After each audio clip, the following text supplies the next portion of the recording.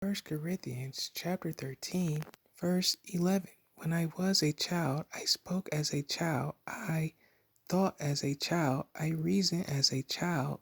But when I became a man, I did away with childish matters. In chapter 14, verse 20, brothers, do not be children in your thinking, but in evil be babes, and in your thinking be perfect. In Philippians chapter 3, verse 12, not that I have already received or already been perfected, but I press on to lay hold of that for which Messiah, by the name of the Son of God, Hebrew translation, has also laid hold of me. In Colossians chapter 1, verse 28, whom we announce, warning every man and teaching every man in all wisdom, in order to present every man perfect in Messiah, by the name of the Son of God, Hebrew translation, for which I also labor, striving according to the working of him who works in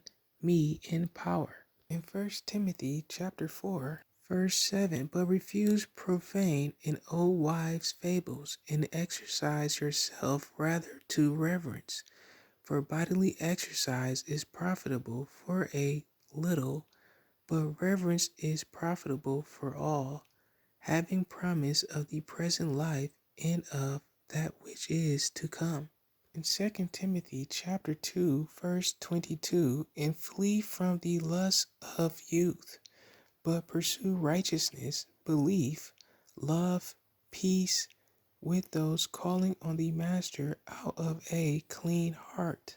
In Hebrews chapter 6, therefore, having left the word of the beginning of the Messiah, let us go on to perfection, not laying again the foundation of repentance from dead works and of belief toward Elohim, of the teaching of immersions, and of laying on of hands, and of resurrection of the dead, and of everlasting judgment.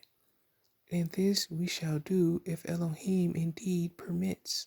In Hebrews chapter 5, verse 12, for indeed, although by this time you ought to be teachers, you need someone to teach you again the first elements of the words of Elohim.